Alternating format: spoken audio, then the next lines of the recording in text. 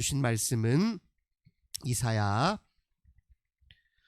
54장 7절과 8절 2절의 말씀입니다. 이사야 54장 7절과 8절 2절의 말씀 함께 보시겠습니다. 이사야 54장 7절과 8절 2절 말씀 한 목소리로 함께 봉독합니다. 내가 잠시 너를 버렸으나 큰 긍휼로 너를 모을 것이요, 내가 넘치는 진노로 내 얼굴을 네게서 잠시 가렸으나 영원한 자비로 너를 긍휼히 여기리라. 네 구속자 여호와께서 말씀하셨느니라. 아멘. 오늘도 주님과 함께 하루를 시작하시는 우리 모든 성도님들, 하나님께서 하늘의 크신 은혜와 평화 가득 부어주시길 주님의 이름으로 간절히 기원합니다. 오늘 본문의 말씀을 통해서 여호와께서 긍휼히 여기시다, 이런 제목으로 함께 은혜의 말씀 나누도록 하겠습니다. 하나님께서 바벨론을 이스라엘을 치는 심판의 도구로 삼으셨을 때, 그래서 이스라엘 백성들이 마음 아파하며 절망하며 먼 타국 땅으로 포로로 끌려갔을 때, 그때 하나님의 심정은 어떠했을까요? 우리가 하나님의 심정도 헤아려 볼 필요가 있습니다. 물론 하나님의 마음과 인간의 마음은 다르죠. 하나님의 마음은 인간의 마음처럼 그렇게 변덕스럽거나 또 그렇게 미숙하거나 하지 않으실 것입니다. 인간의 마음을 초월해 계실 것입니다. 그러나 하나님은 사람의 마음을 속독들이 아시는 분입니다.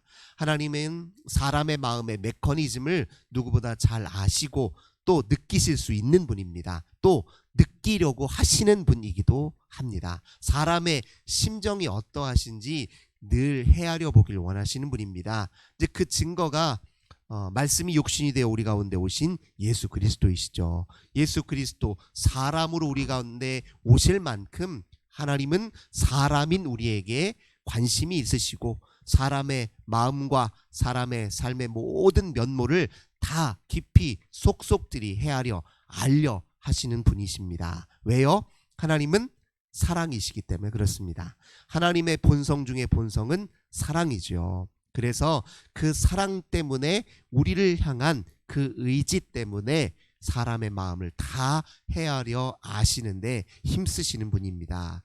이 사랑이, 하나님의 이 사랑이 고통받는 우리를 향할 때 나타나는 그 사랑의 유형이 무엇이냐? 그게 바로 긍휼이고 자비입니다. 그래서 우리 하나님은 긍휼히 여기시는 분이고 자비하신 분이다, 이렇게 우리가 이야기를 할 수 있습니다. 그래서 하나님이 행하시는 모든 일들은 다 사랑이 동기가 되어 있고 사랑이 궁극적인 목적입니다. 세상을 창조하실 때도 사랑의 의지 때문에 창조하신 거예요. 그 창조의 궁극적인 목적도 사랑으로 우리와 교제하기 위하심이십니다. 하나님이 사랑하시기 때문에 우리를 지키시고 돌보십니다. 또 우리를 인도하십니다. 그리고 그 사랑 때문에 심판하기도 하시는 겁니다. 그러니 하나님의 심판이 때로 매섭다 할지라도 그 심판의 동기에는 반드시 사랑이 있다는 사실을 우리는 반드시 기억해야 됩니다.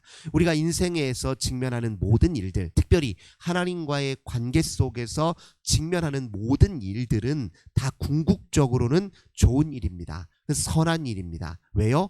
하나님은 사랑의 의지로 우리를 향해서 일하시기 때문에 그렇습니다. 우리가 이 믿음을 잃으면 안 돼요. 이 믿음을 가지고 있어야, 품고 있어야 어떤 상황 속에서도 하나님 최상의 삶을 살아낼 수 있습니다. 어떤 삶에서도 좌절하지 아니하고 다시 새로운 희망을 품고 복된 인생을 살아낼 수가 있습니다. 뿐만 아니라 하나님의 능력과 기적을 맛볼 수도 있습니다. 우리가 무엇을 감히 희망으로 삼겠습니까? 어려움도 당하고 괴로움도 당하지만 하나님은 사랑이시고 그 사랑은, 우리를 향한 그 사랑은 멈춘 적이 없고 지금도 지속되고 있고 여전하다는 것을 믿지 않으면 어디에서 우리가 희망을 찾을 수 있겠습니까? 그러니 때로 그것이 심판이라 할지라도 그 이면에 사랑이 있다라는 사실을 우리가 반드시 기억할 필요가 있습니다.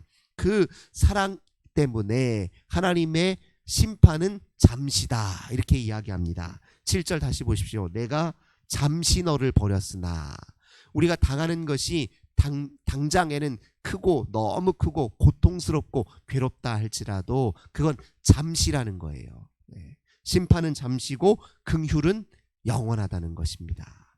진노는 잠시지만 우리를 향한 자비하심은 영원하다는 거예요. 본문이 그렇게, 이사야 선지자가 우리를 향해서 그렇게 이야기하고 있습니다. 그렇기 때문에 우리가 희망을 품을 수 있고 희망으로 세상을 살 수 있고 이길 수 있다. 이사야 선지자는 우리에게 이렇게 격려하고 있습니다. 하나님이 우리를 향하신 그 사랑의 크기가 얼마나 큰지를 깊이 헤아려 아는 것이 영적 성숙의 지표입니다. 그 사랑의 크기와 깊이와 높이를 헤아려 알수록 우리가 하나님에게로 많이 자랐다 이야기할 수 있습니다. 사실 하나님과 사랑으로 교제한다는 것은요, 하나님의 마음을 더 깊이 헤아려 안다는 것을 의미합니다. 원래 사랑이 그렇잖아요. 상대의 마음을 내 마음처럼 이해하고 그 마음과 서로 깊이 통하기 시작하면서 사랑이 아름답게 결실하는 것 아닙니까? 하나님께서 우리와 교제하기를 원하신다는 건 우리가 하나님의 마음과 뜻을 더 깊이 헤아려 알 수 있도록 자라간다는 걸 의미합니다. 우리가 자라가야 하나님과 사랑이 깊어지는 것이거든요. 그래서 하나님은 그것을 의도하시며 우리를 성장하도록 이끄시고 우리를 다스리시는 분이다. 우리가 그렇게 이해하고 받아들여야 될 것입니다. 바벨론을 심판의 도구로 쓰신 이유는, 근본적인 이유는 이스라엘 백성들이 잠시 하나님을 잊었잖아요. 하나님은 잊지 않으시는데 이스라엘은 잊었잖아요. 그래서 하나님께로 다시 돌아오도록 깨닫게 하시려고, 하나님께로 더 가까이 다가오게 하시려고 심판의 도구로 쓰신 것이다. 우리는 말씀을 통해서 다시 한번 재확인하고 또 확인합니다. 우리 인생에서도 똑같은 일이 반복되는 일이에요. 하나님께서 잠시 우리에게 어려움을 주었을 때 그때 우리가 물어야 될 가장 근원적인 자세는 무엇이냐면 하나님과 나의 관계를 되짚어 보는 거예요. 그게 우리가 인생에서 겪는 여러 일들 앞에 우리가 취해야 될 첫 번째 자세입니다. 나는 얼마나 하나님을 깊이 신뢰했는가. 하나님은 긍휼이고 자비하심인데, 그분의 본성은 사랑인데 나는 그걸 제대로 신뢰하였는가. 하나님 앞에 우리가 취해야 될 첫 번째 물음과 자세가 바로 거기에 있습니다. 그래서 모든 일 앞에 하나님의 신뢰 여부, 하나님을 향한 사랑의 여부를 묻고 점검함으로써 그 인생의 위기를 넘어설 수 있다는 사실을 우리가 반드시 기억해야 됩니다. 우리가 하나님 앞에 해야 될 가장 중요한 일은 신뢰하는 일이에요.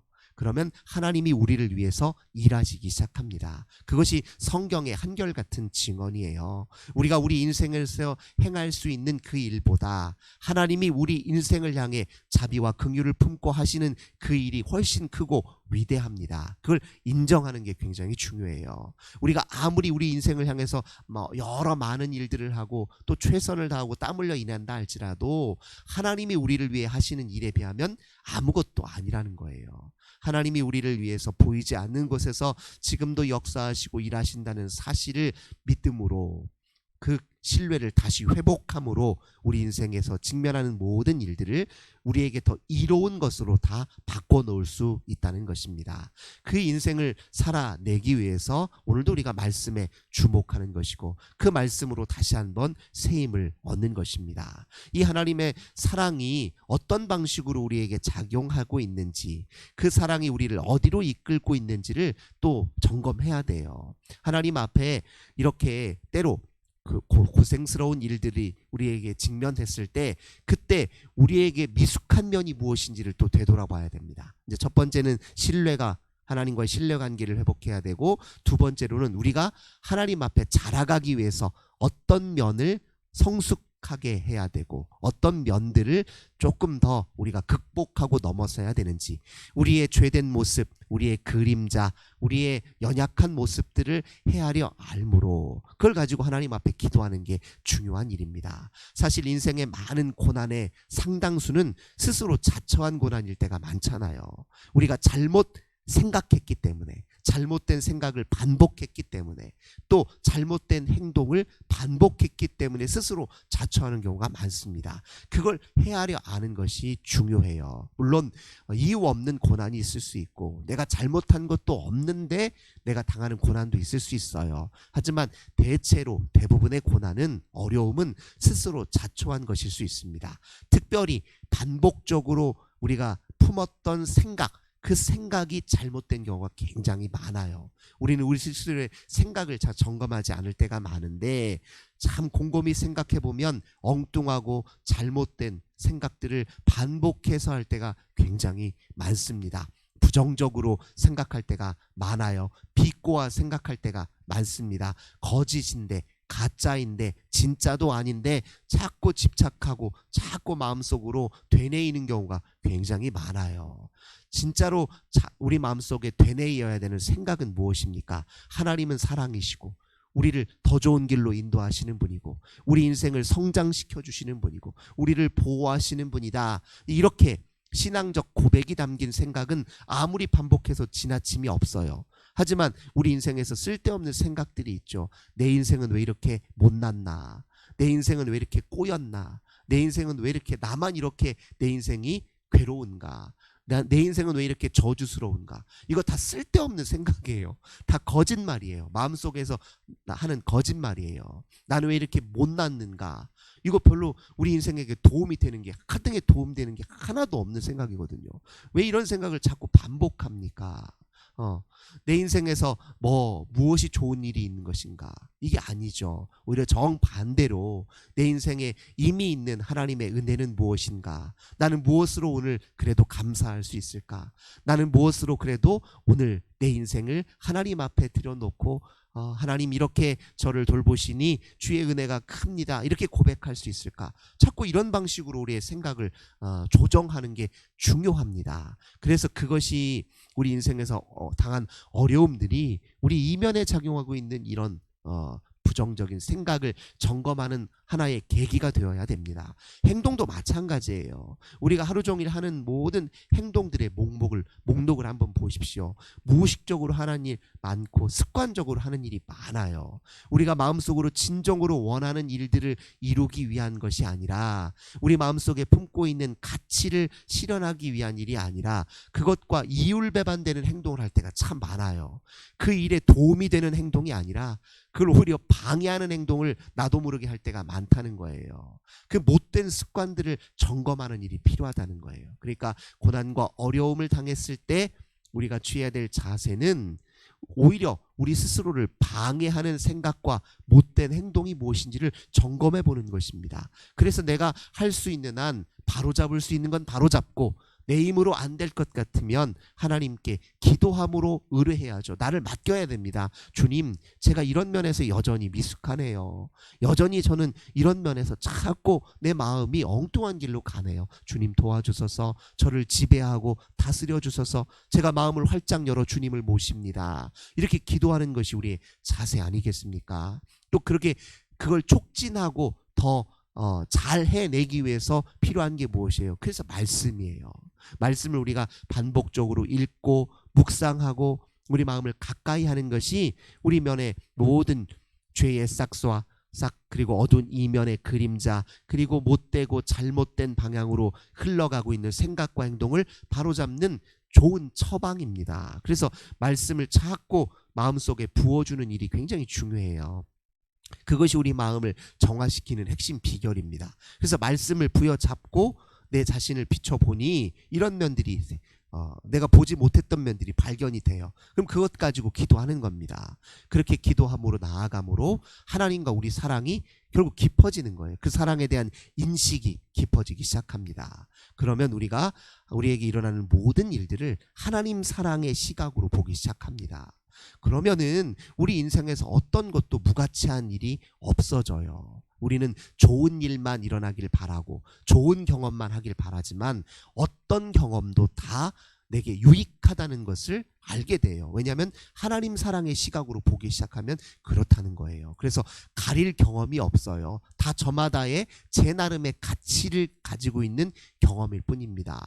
이스라엘 백성들이 바벨론 포로 생활이요, 엄청난 시련이죠. 아픔입니다. 절망입니다. 그런데 그들이 그 속에서 하나님의 사랑을 다시 회복하고 보니 의미 있는 시간이에요. 제 나름대로 가치 있는 시간입니다. 그래서 그 시간이 제가 말씀드렸듯이 하나님의 심판이 도리어 그들에게는 재창조의 기간이었다고 말씀드렸잖아요. 그들이 다시 새롭게 재건되는 기간이었다는 것이죠. 그러니 우리 인생에서 겪는 모든 일들을 하나님 사랑으로 시각으로, 하나님 사랑의 시각으로 볼 수 있도록 그 눈을 열어달라. 우리가 하나님 앞에 이렇게 기도해야 될 것입니다. 주님, 우리 인생을 향해서 잠깐, 시련은 잠깐이요 주의 긍휼과 자비는 영원하심을 제가 굳게 믿습니다. 제가 깨닫습니다. 제 인생을 돌이켜보니 정말 그렇습니다. 우리도 이렇게 이사야 선지자들의 이 고백처럼, 이 선포처럼 우리도 그런 고백을 주 앞에 올려드리시기를 주님의 이름으로 간절히 기원합니다. 참 좋으신 주님 감사드립니다.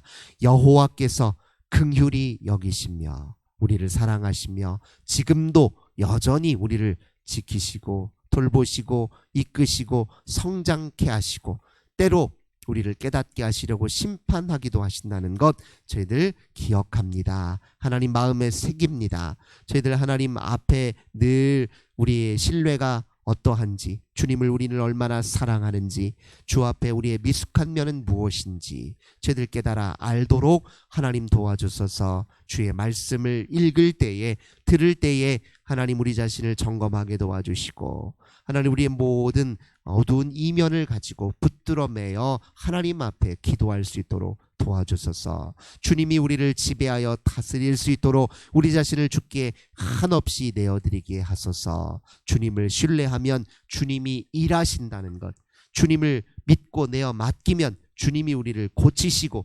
회복시키시고 새롭게 하신다는 사실을 다시 한번 굳게 마음에 새기며 오늘 하루를 시작하게 도와주소서. 어려움 당한 우리의 이웃의 아픔을 우리도 주님 마음 가지고 헤아려 살게 하옵소서. 주의 사랑의 시각으로 우리 주변에 일어나는 모든 어려운 일들을 살피어서 그 모든 일을 계기로 도리어 더욱더 하나님이 기뻐하시는 일에 힘쓰는 우리 모두가 되게 하옵소서. 주 예수님의 이름으로 간절히 기도드립니다. 아멘.